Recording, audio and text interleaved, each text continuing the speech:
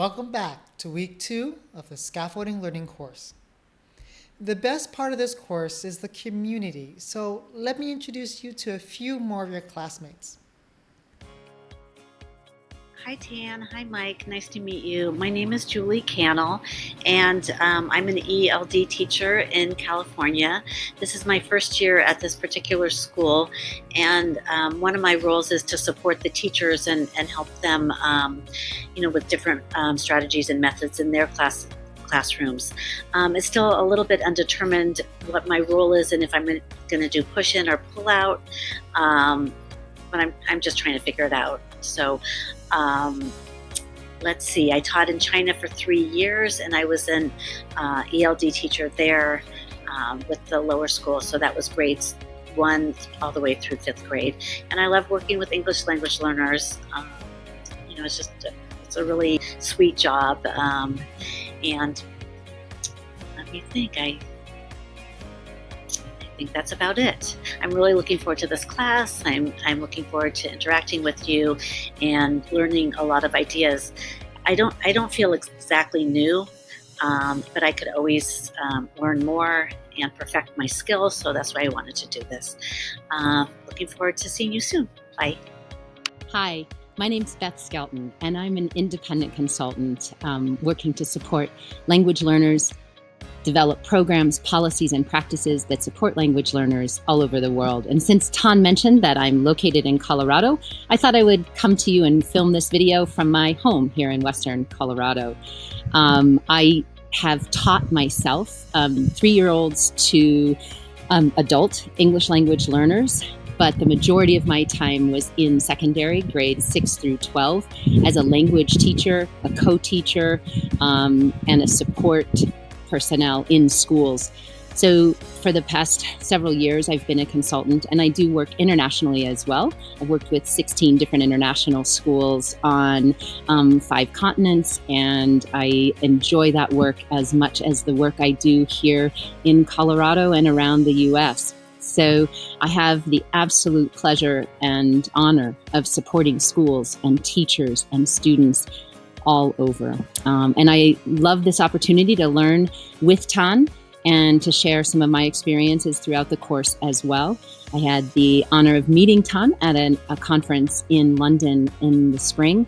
And when I had the opportunity to jump on this course as a special guest, of course, I said yes. So thank you so much. Hello everybody, my name is Grecia, you can call me Gre. I'm from Venezuela and I'm currently living and working in Bolivia, in La Paz, one of the highest cities in the world. And I'm a language teacher, and I've been so for 10 years or more, teaching at universities or teaching at language institutes. And now I'm just entering this field of ELL in the school setting. So I work at an international school called American Cooperative School in La Paz, Bolivia. And I serve the elementary school. I serve first through 5th grade. And well, the past 2 years I've been learning all about what it is to be an ELL specialist, how to serve teachers, students, and the school in general. I'm mostly involved with supporting in the classroom, 3rd, 4th, 5th, in the classroom, or maybe designing newcomers programs too. Expectations of the course, learning. You can never know enough and you can always learn something new, right? So learning and getting new connections and well, so thank you very much, Tan, for this opportunity.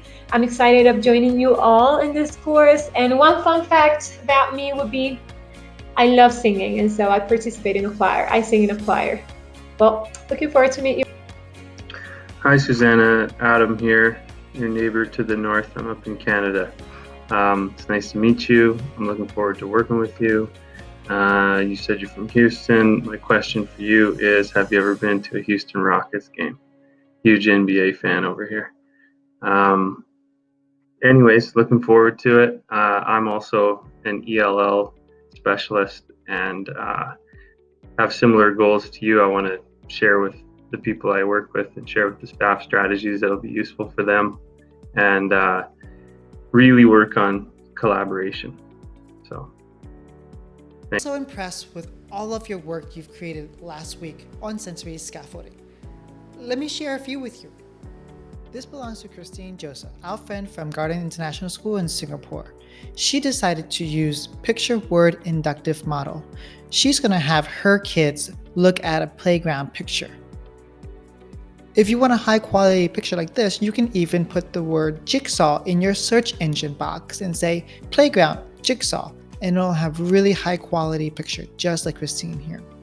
One thing I want to show you in particular is how she's using this. She's saying, with my complete beginner EAL students, labeling the picture word inductive model in their L1 will indicate to me how strong their spoken written L1 is and to plan next steps. I absolutely love this idea because I never thought about it as a formative assessment of L1. If you work in a school where if you know the student's L1, what a great way to use the picture word inductive model like Christine is showing us to get an inventory of what they can do. How fantastic and how identity affirming. Way to go, Christine. I want to share this presentation from Sherry, a teacher from Canada, that I thought that many of you would like. Just like in my PhotoBic introduction, she and her co-teacher will share photos connected to their lives. Students will guess who likes what based on the photos. What a great way to, 1, build a collaborative relationship, and 2, to show students that you're equals. Thanks for sharing this, Sherry. What a great idea. I want to share with you Allison's weekly assignment for week 1. Here, she's having her students use storyboardthat.com to teach the concepts between conductors and insulators in Spanish. How great, 1, that it's multilingual, so students can communicate in Spanish if they need, and 2, they're actually using the storyboard platform as a form of establishing comprehensible output. What a great way to do this, using visuals and storyboarding. Really great. Thank you, Allison. I want to show you Michael Dempsey's scaffolding assignment.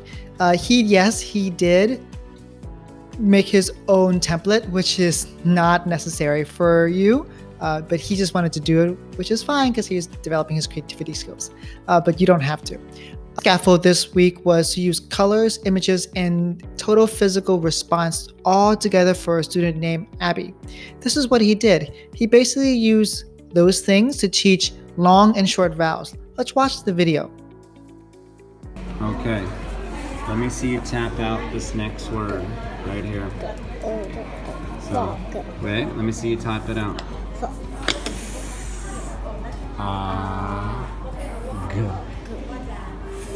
Frog.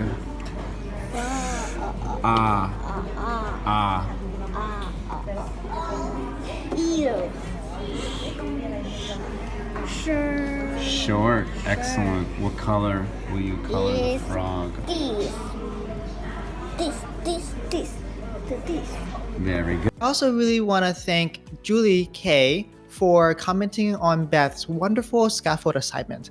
It really means a lot to your classmates when you share, and it also means that you've been looking at other resources, because the expertise in this cohort with the people in the class is what makes this course amazing.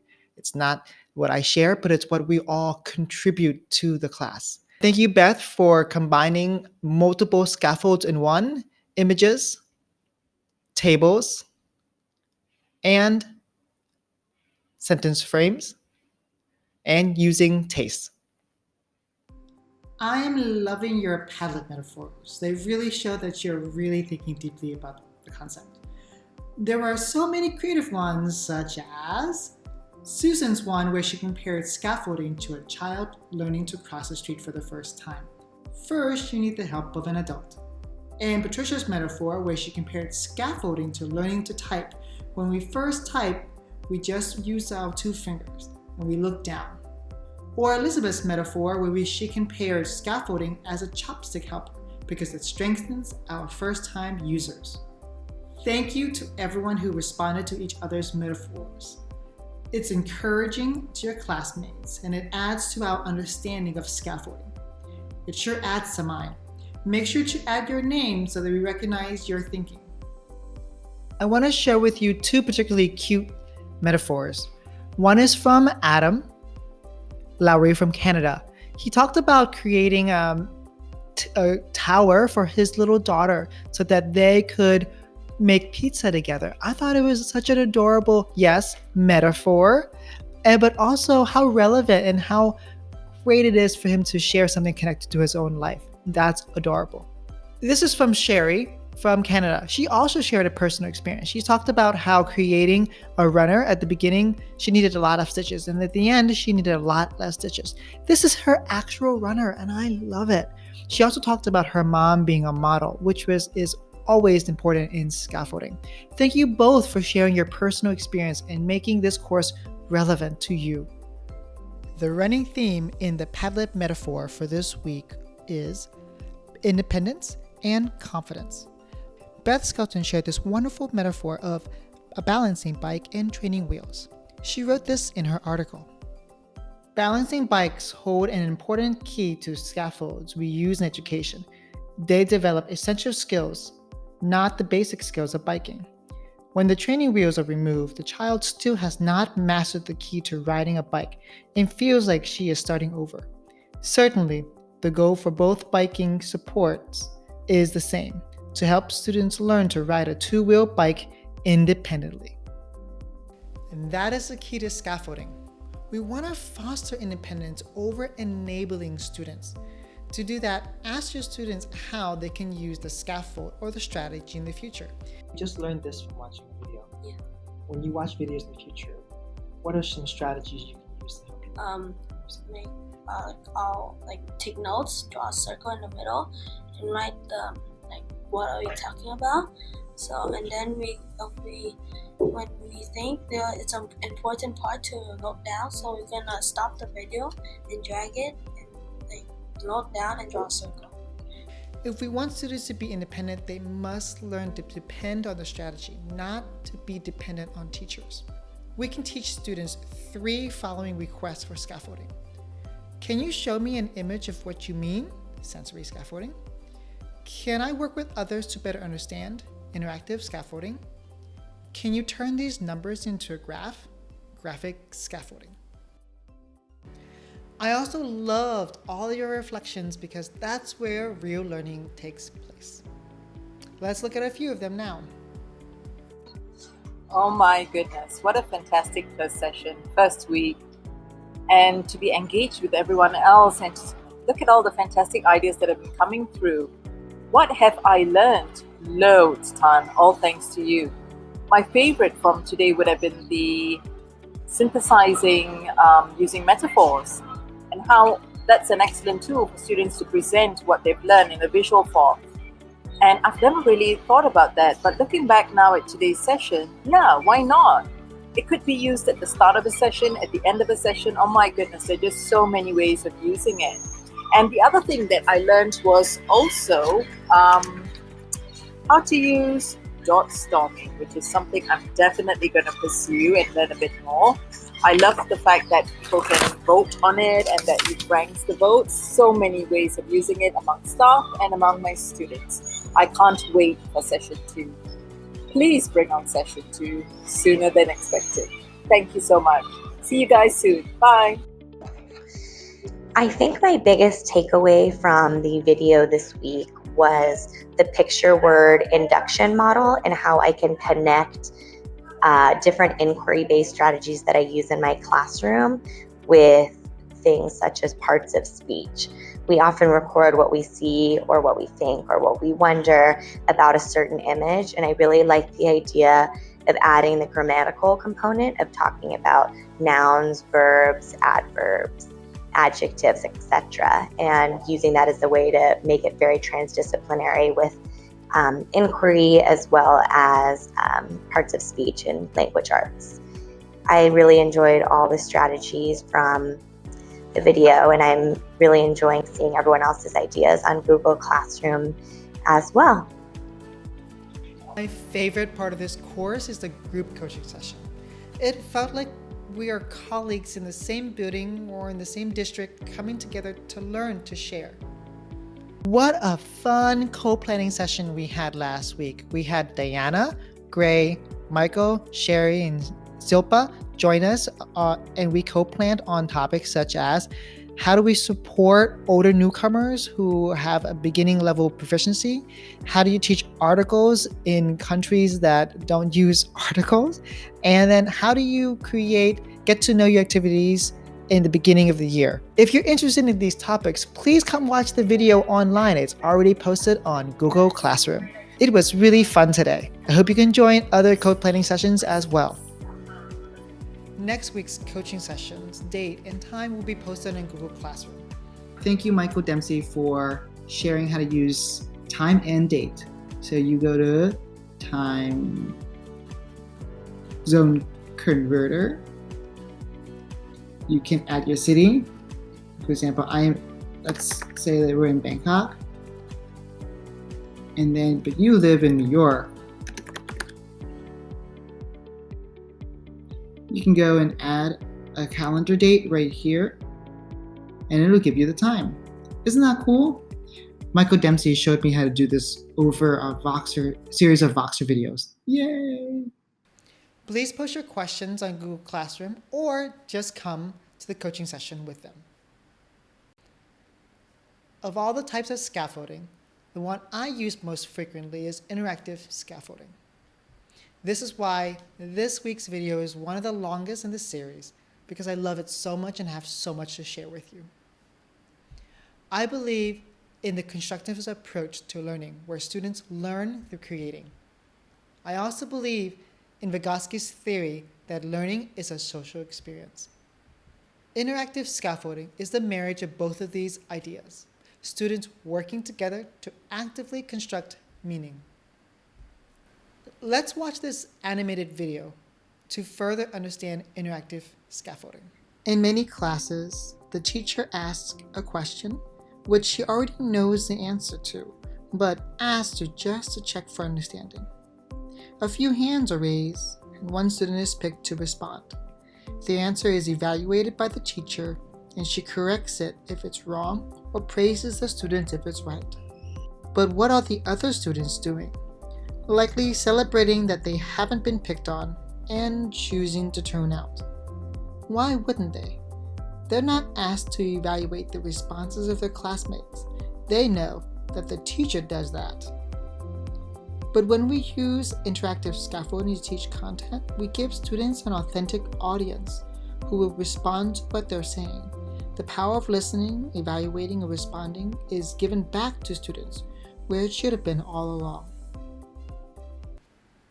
Interactive scaffolding fulfills three main purposes. 1, teaching content. 2, encouraging language usage. And 3, fostering critical thinking. I mainly use interactive scaffolding to make content more comprehensible. Content is often not easy to understand because there's so much of it coming at us. I think in metaphor, so a metaphor for me for this is a pizza. Most pizzas come in 8 pre-cut slices, so they're easier to eat. Can you imagine a person scarfing down an entire pan of pizza without cutting it first into smaller slices? Using interactive scaffolding is just like cutting the pizza into manageable slices.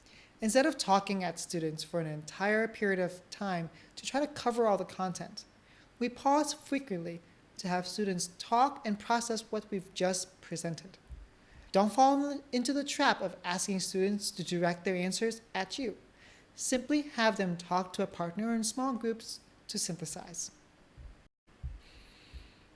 Samantha Bennett said, "The person doing the speaking is doing the thinking.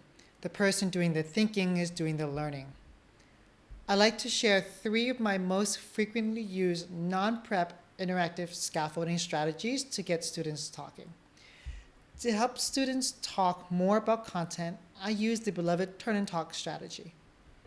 In this strategy, the teachers talk about a topic for a period of time, pauses, and tells students to summarize what they've learned with a partner.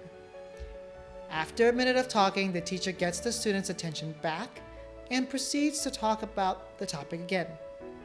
And the process repeats. Please remember that turn and talk is used best for quick talks, not debate and prolonged, deep discussions. You can also use turn and talk when asking a question. Instead of asking one student to answer, instruct the class to turn and talk about the question. This significantly increases the engagement because at any one point in time, there's half of the class talking and thinking about the content. Turn and talk produces a much greater percentage of engagement than the model of calling one student to answer at a time. Let's make turn and talk more academic. Let me share a Jedi Knight trick that I learned from the legendary Katie Topol called PQA, which means put the question in the answer. It helps turn and talk become more academic. If I ask you, what is your favorite coffee shop? You can either produce a one-word answer such as Starbucks, or you can say, my favorite coffee shop is. These are the words that are found in the question I just asked. Teach your students the PQA strategy so that they can make their responses more academic. I also use turn and talk for lengthy or complex instructions. I have students turn and talk to put the instructions that I've already presented on the board, and I ask them to turn and talk to explain the instructions again. It helps prevent students from uttering the sentence that drives me nuts. Wait, what are we doing? We can use turn and talk with any resource in class, not just while the teacher is presenting. For example, in the following video, I have Jamin and Zhang Hong watch an educational video on YouTube. At the end of the 2 minutes, they stopped and summarized what they've watched. Is on the car, right? This thing is like that. Car sensor is on the car, and that there is like leather and yeah. Detection. Chinese. No. Oh. Detection. Detection. Yeah. Detection. The other car will like. No. Other surrounding. Yeah, like around, and if car in and stop. Okay. Yeah, this is car and this is the self-driving car, and this is car and going there and stop. Sensor Because what? because the car is The car there. yeah, car, because if you go to straight and crash, and the sensor the detection the car and he stop. Oh, you mean it's just like the car sensor Yeah. system can detection the surround other car. the other car in the surrounding. Yeah, the Is other it car correct? or So yeah, you describe self-driving cars. Now, how does it connect to waves? Waves. waves. Oh, just like they use the waves to find Yeah. other car Yeah, or other something something like in front of them. The second strategy I'd like to recommend is having students talk in their home languages. If you have students who speak the same language, why not invite them to use it to process content knowledge? For example, let's take photosynthesis. When students talk about it in English or in Arabic, the process doesn't change. In the following video, Chengmin and Zhang Hong are talking in Chinese to help them understand a video in English. 处理时间就等于频率多快，周期除以时间等于频率。周期除以对周期周期除以时间等于那个水波的频率。波的频率，就类似于什么时间除以振动的次数除以时间，不就等于频率吗？周期就是振动的总次数，可以这么说，你可以这么理解。这样算一周了，就这样，这一圈，不是这一圈，从这块起是吧？到这儿中，就是它1分钟是，看见没有？这个那这个频率画黑线的部分，这就是一个波长。那除以时间，它时间是多少？时间呢，它按实际情况来定了。时间是指它总长呢，还是 Okay, can you explain what you just said? Okay. He's asked me about the CCOs, and he don't understand why the number of CCOs divided by time is equal to the we were free queues. Like why the CCOs divided by time is equal to the how often? And I try to explain for him.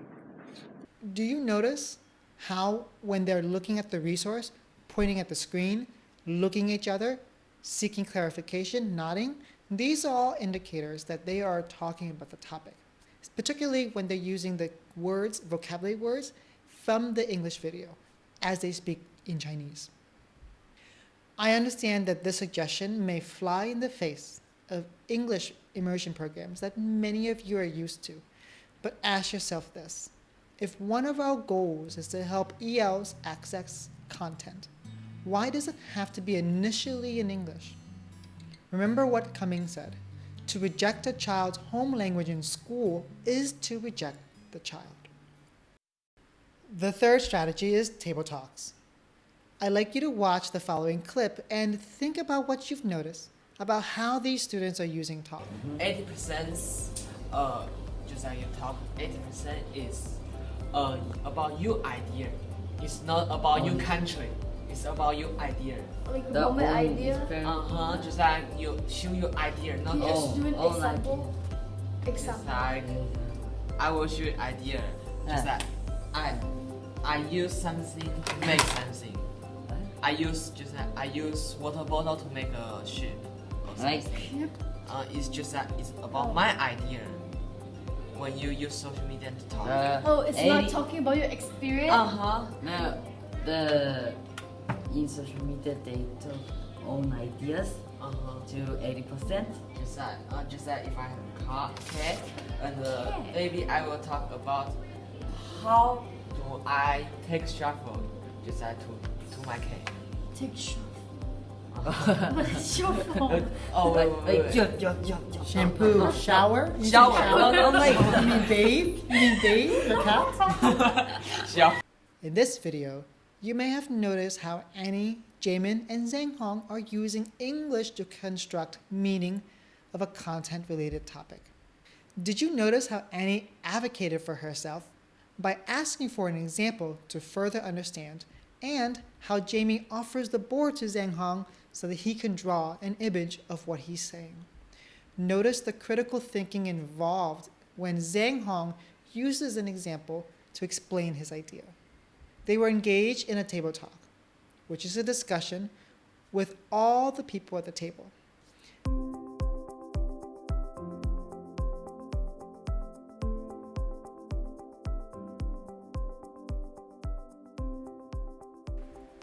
It is more collaborative, more student-driven, and lasts for a longer period of time than turn and talk.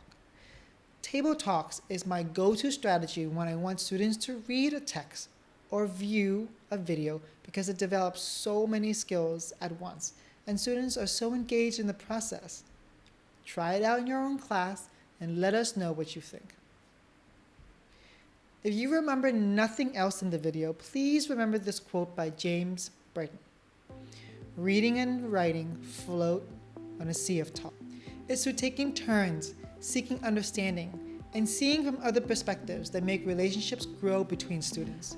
I know many of you are already using these 3 strategies. If so, I encourage you to continue using them because not only do these 3 strategies help students comprehend content and develop language skills, they also prepare ELs for the types of interactions students will have in college, in their careers, and in their communities. They will need to have short exchanges and at times will need to collaborate to engage in a prolonged discussion about a topic. Just like a choose your own adventure book, you can now choose 2 options for the rest of the video. You can choose to continue watching the video at this point to learn more about different strategies for talking, or you can skip right to the optional assignment section. I just shared the 3 most frequently used interactive strategies: turn and talk in English, talking in students' home languages, and table talks. There are other strategies that I use less frequently, but they are still highly effective. I'll save my most favorite activity for the end of this video. I like to share a strategy called Stand Up, Hand Up, Pair Up by Kegan. At most schools, students sit in the same spot for the whole period. That can mean 45 to 90 minutes at a time in some classes. Sitting for that long can cause their energy to drop and for their minds to wander. To reactivate their minds and their bodies, I use a Kegan cooperative learning strategy called Stand Up, Hand Up, Pair Up. In this strategy, students stand up and gather in the center of the room. They raise their hand to show that they need a partner. Then high-five each other, and together they go to the perimeter of the room. This part of the strategy is the crowd control part. Once they are at the perimeter, they answer the prompt from the teacher, who stands in the middle of the empty space. It's best to give them a prompt that requires explanation. After providing one response, they high-five their partner and say thank you, return to the center of the circle, raise their hand to find another partner, and repeat the process with another partner. This strategy works best if the prompt has multiple answers, so students can go and find one partner, go to the perimeter, talk about one answer, come back to the middle, find a new partner, go to the perimeter to talk about a second idea. Stand Up, Hand Up, Pair Up gets students talking about the content in an engaging and active way. According to the website juststand.org, it takes just 10 minutes of movement to increase mental focus. As their bodies are moving, they're able to deliver more oxygen to their brains through improved blood flow, which wakes up their minds too. It's not just alertness we're improving with this method. Our bodies actually do a better job at creating new brain cells when they're physically moving, which means our students are learning better. There are so many ways we can have students do skits to synthesize new content, think from multiple perspectives, and deepen their critical thinking of a topic. After they've done some research or have been introduced to a new topic, have students work to create a skit to communicate something about the topic. For example, during an 8th grade social studies unit on fair trade, we had students create skits to demonstrate their understanding of the different parties involved in bringing a product to consumers. In their scenarios, students had to choose between either a banana farmer or a wholesaler or a retailer or a fair trade rep. They studied one stakeholder, and then they created a short skit to show how each of these stakeholders would negotiate over the price of a banana.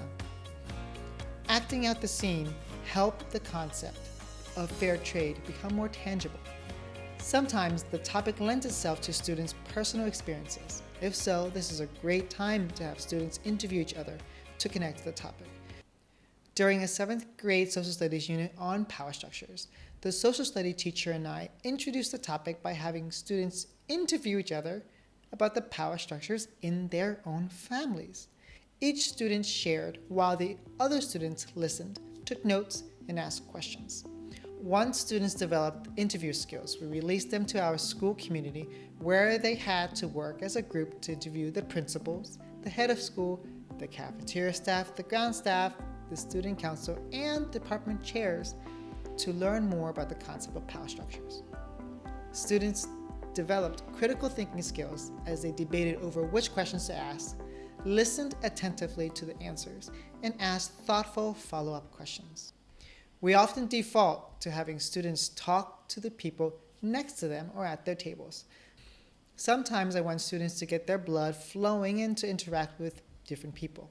So I use the human barometer strategy.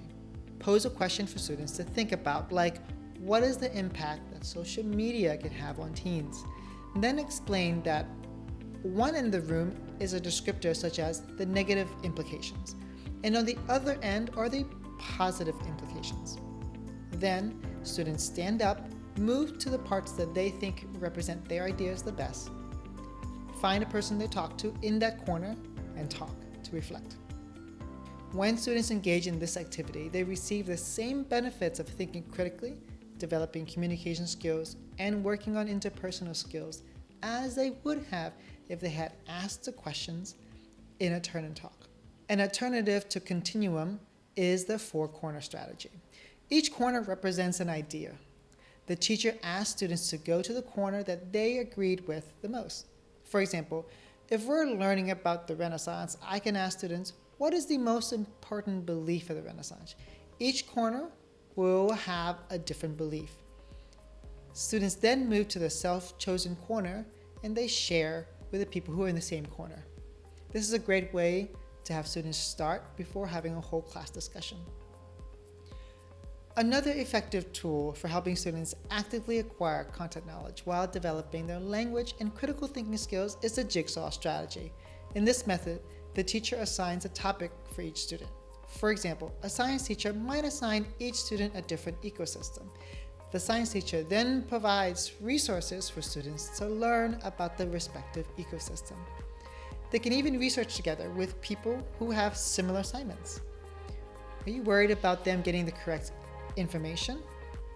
You can visit with each expert group to listen to and support their research to make sure that they are getting the right information. After each group finishes researching and synthesizing information, the teacher makes new groups. This time, each group contains one member from each of the ecosystem. Each member now teaches the other members of the heterogeneous group about their respective ecosystem. The jigsaw is a powerful tool to get students to learn content actively, receive support from their peers while learning the content, and deeply synthesize the content as they teach others. John Hattie found that it is the one strategy that scores high in all sections of his newer four-quadrant model of learning: acquiring surface-level learning, consolidating surface-level learning, acquiring deep learning, and consolidating deep learning. My favorite way to structure a whole class student-centered discussion is through the Harkness table. This is a student-led discussion strategy similar to Socratic seminars. It was started at Phillips Exeter, a highly selective American boarding school, and it's now used widely among the most effective private, international, independent schools and universities. Many public schools are also adopting the Harkness method to 1. Develop students' thinking and speaking skills, 2. To improve students' collaboration skills, and 3. Foster critical thinking. To facilitate a Harkness discussion, first have students read a particular chapter in a book, review a specific article, watch a common video, or engage in the same experience. Then, students should write one of two things: questions or opinions related to the topic. Afterwards, arrange students facing one another in a circle, not towards the teacher. The circle allows for everyone to talk to each other and not to the back of other people's heads. It creates a sense of community and collaboration. Now, invite students to tackle one question as a group at a time. Let them share ideas, form connections, refer back to the text, and respectfully challenge ideas. What's our role?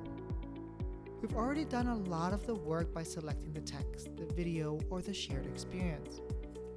We usually sit outside the circle and track the conversation like this. The ideal size of a Harkness discussion is about 15 students, but I have found that it works even better to have students in groups of 5 to 6.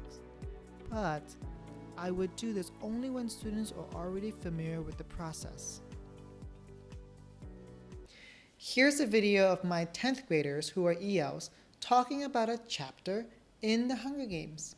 Notice the language that they're using, the collaboration and thinking skills they're developing, and how closely they're reading the text. Yeah. So there are like 13 districts, right? Or are there like 12 districts and one capital? Or Yeah. And Total 13. One capital and 12 others. 13 districts Include capital. Okay. That was your question? Wait, so like To the take, Hunger King is created because of to capital. punish 12 districts that try to like Rebel. destroy and Yeah. attack capital, like right? Yeah. But capital is not involved, right? Capital's not involved. The capital involved and like I mean, Like, there's capital doesn't get peak chosen, things on this because they create. capital is How do you know that? yeah, to punish 12 Oh, yeah. districts that try to I think like, we said somewhere that there's like 12, 2 kids are like picked from 12 districts. So yeah, so they're not included in the capital, yeah, right? to punish other districts. I've talked a lot at you today, and I haven't given you an opportunity to really apply the content. Let's once again turn to the same Padlet as before.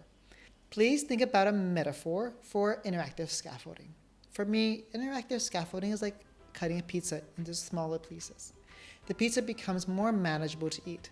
In the same way, having students stop and talk about content makes it more comprehensible.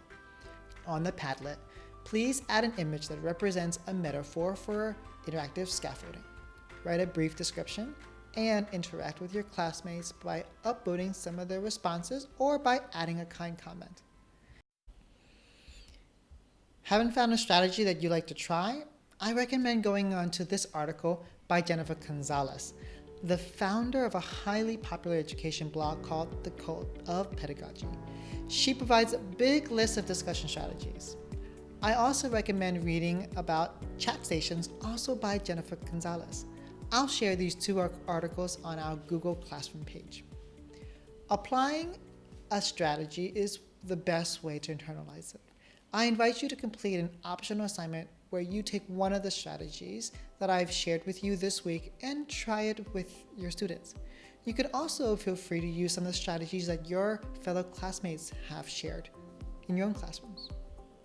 Whatever interactive strategy you choose, please share a photo, a voice recording, a video recording of your students engaging with the strategy, or even a document that shows how you plan for students to interact with each other. Please share how you've implemented interactive scaffolding on a Google slide called Week 2 Assignment. There are places for you to place a photo and reflect on their experience. If you have a recording, you can either upload the recording to Google Classroom and share the link with us, or you can also place it on YouTube and categorize it as unlisted, so only people with the link can view the video. Once you're done, please make sure to enable the comment function on Google Slide. This will allow me and your classmates to view and comment on your work. Please share only photos and videos from students whose families have given you permission. Please remember to leave positive, supportive comments. You can also use the phrase, "you may consider." I end this video with my personal quote about the importance of interactions. Students speaking all day, mostly to each other. I hope you're inspired to intentionally give students chances to talk about content. That's all for this week. Have a great week, and I look forward to seeing you in our coaching session again.